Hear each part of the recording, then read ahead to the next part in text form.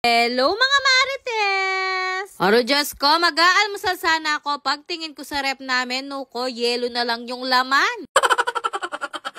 Kaya dali-dali na akong nag-order ng nanangs dito sa Shopee. Yes po, nasa Shopee at Lazada na ang nanangs kaya hindi ka mahirapang mag-order. I-type mo lang ang nanangs at lilitaw na lahat ng mga paborito mong produkto ng nanangs. Ang kagandahan pa dito, same day delivery or kinabukasan lang darating na yung mga order nyo. Umaga pa lang nag-order na ako at ilang oras pa lang ang lumipas, dumating agad yung mga order ko. Pagdating nga ng mga in-order kong nanangs, inayos ko na agad ito. Diyos ko, napakasakit sa mata ng ref namin, walang kalaman-laman. Dinamihan ko na nga yung mga in-order ko, lalo pa naman ngayon, December panigurado, meron tayo mga biglaang bisita. Ay nuko, tinabi ko na nga itong nag-iisang yelo namin para maayos ko na itong mga in-order ko. Isa-isa ko na nga inayos itong mga in-order ko, pati nga yung ihahanda ko ngayong paparating na Pasko at bagong taon, in-order ko na. Ayoko na kasing ma-stress at ma-hassle ngayong paparating na Pasko at bagong taon. Dahil nga easy and ready to cook na itong mga produkto ni Nanangs, kaya ito na lang yung naisip kong ihanda ngayong Pasko at bagong taon. Less hassle pa to dahil hindi mo na kailangan makipagsiksikan sa palengke at magluto maghapon. Bukod nga sa makakatipid ka na sa oras, makakapag-spend time ka pa sa family mo.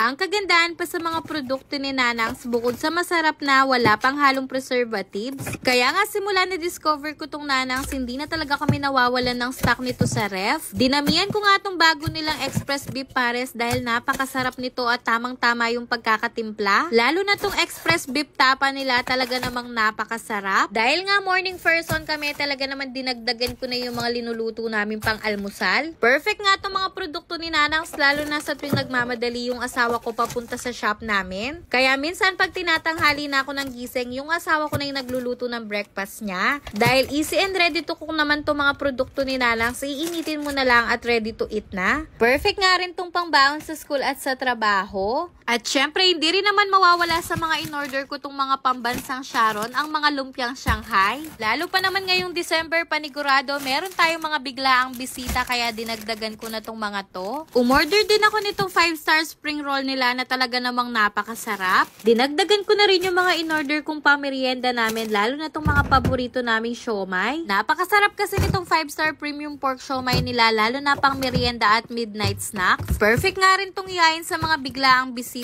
at talaga namang hindi ka mapapahiya sa lasa. Simula nga natikman ko to, hindi na kami nawawalan ng stock nito sa ref. At syempre, hindi naman mawawala sa mga in-order ko tong paborito kong diretso prito crispy pata nila. Umorder din ako ng homestyle lechon manok nila dahil ito yung mga binabalak kong ihain ngayong paparating na Pasko at bagong taon. Sa dami ko ngang in-order, nakalimutan ko pang umorder ng belly lechon at Christmas ham. Pero dahil nga madali lang umorder sa Nanang, so order na lang ako ulit. Total, ngayong paparating na Pasko at bagong taon ko pa naman lulutuin yung mga yon, o order na lang ako. Hay, napakasarap na ulit sa mata ng ref namin. Thank you Lord sa blessings! Kaya sa mga gustong umorder po dyan, nasa Shopee at Lazada na yan. At kung gusto nyo makatipid, umorder kayo sa www.nanang.com.